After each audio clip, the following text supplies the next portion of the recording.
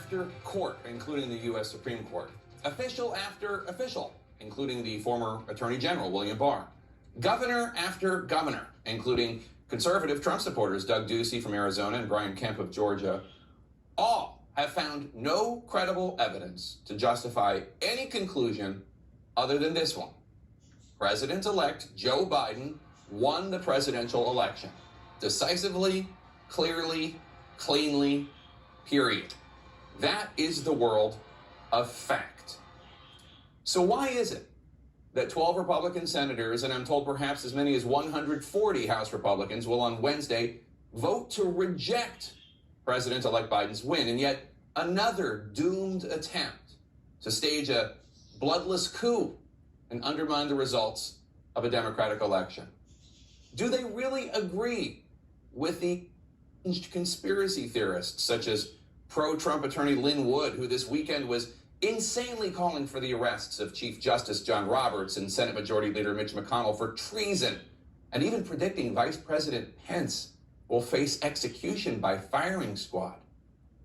It's difficult, as we've noted before on this show, to distinguish in this era among those who lie for craven opportunistic reasons, those who are terrified of facing the wrath of outgoing President Trump, so they put their career survival ahead of their constitutional obligations, those who are not quite smart enough to understand just what they're doing, and those who have psychological needs that I'm not qualified to diagnose.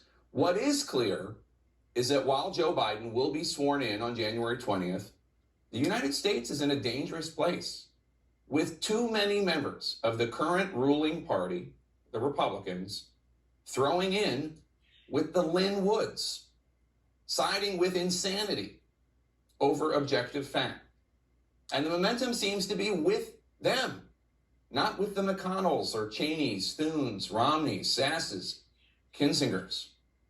What do you think would be going on right now if Congressman Kevin McCarthy, the House Minority Leader, were Speaker of the House? You think the House of Representatives would serve the Constitution and the American people this week on these election results? Or would the balance tip in a different direction? Keep in mind, McCarthy already signed his name onto that mendacious lawsuit from the Texas Attorney General that the U.S. Supreme Court kicked to the curb. That these dozen Senate Republicans are currently raising their hands to attack your votes, your election, under the guise of standing up for those Americans who have concerns about the election, concerns created after months of lies about the election by the president. Or they're doing so under this pretense of asking for an audit for an election that's already gone through the gamut of audits and challenges. None of this makes what they're doing any better. The fact that they referred to allegations and not evidence, it makes it worse. Donald Trump once claimed he was just asking questions about whether Ted Cruz's dad played a role in the Kennedy assassination, or some smears about Ted Cruz's wife. Ted Cruz is now just asking questions about whether Democrats stole the election. It's all garbage. Please note how many of the Republicans objecting to Joe Biden's win are also willing to raise questions about their own victories at the ballot box on the same day, on the same ballot, using the same voting systems. Many in Arizona and Pennsylvania, Georgia, Michigan, Wisconsin. How many of them? Zero. The United States of America has in recent decades been a beacon unto the world when it comes to free and fair elections.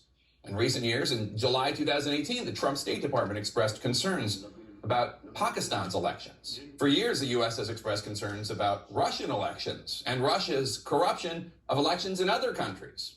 Same with China and its interference in Taiwan. Republican lawmakers preparing to formally vote against the will of the American people. Do you really not see what a mockery you're about to make of all that? You are undermining our claim to be that shining city on a hill that President Reagan once spoke of.